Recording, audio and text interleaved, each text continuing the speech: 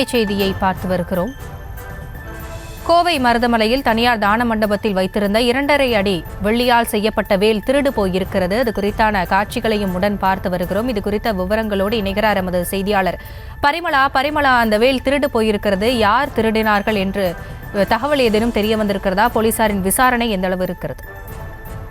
கோவை மருதமலை சுப்பிரமணிய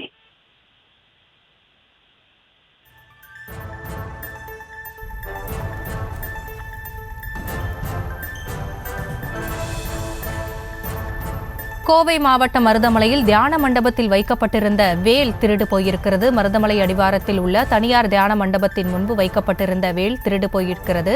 4 லட்சம் ரூபாய் மதிப்பிலான 2.5 அடி உயரமுள்ள வேல் திருடு போயிருக்கிறது. அது குறித்தான சிசிடிவி காட்சியையும் ஒரு புறம் பார்த்து வருகிறோம். காவி உடையில் வந்து வெள்ளி வேலை திருடி சென்றிருக்கக்கூடிய அந்த காட்சிகளையும் பார்த்து வருகிறோம். கோவை மாவட்ட மருதமலையில் தியான மண்டபத்தில் வைக்கப்பட்டிருந்த வெள்ளி வேல் திருடு போயிருக்கிறது. விவரங்களோடு இணைந்திருக்கிறார் செய்தியாளர் பரிமளா, நீங்கள் தொடரலாம்.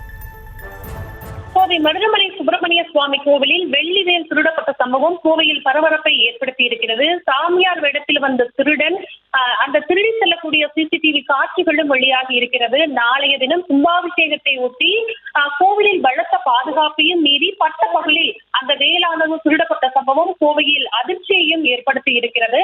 மருதமலை அடிவாரத்தில் வேல் கோட்டம் தியான மண்டபம் உள்ளது. இதில் முருகனை வேல் ரூபத்தில் பக்தர்கள் வழிபட்டு வருகின்றனர். இதில் மூலவருக்கு முன்பாக சுமார் 2.5 அடி வெள்ளியால் செய்யப்பட்ட சுமார் 4 லட்சம் மதிப்பிலான வேல்கள் நேற்று பிற்பகல் சுமார் 12 மணி அளவில் சாமியார் வேடத்தில் வந்த திருடன் எடுத்து செல்லக்கூடிய காட்சிகள் அங்கிருக்கக்கூடிய கேமராவில் தெளிவாக பதிவாகி இருக்கிறது.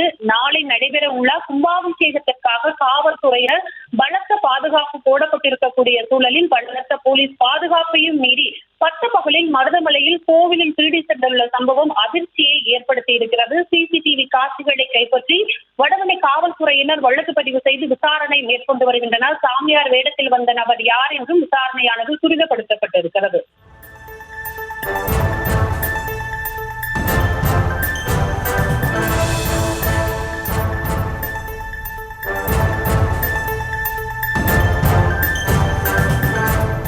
விவரங்களுக்கு நன்றி பரிமளா.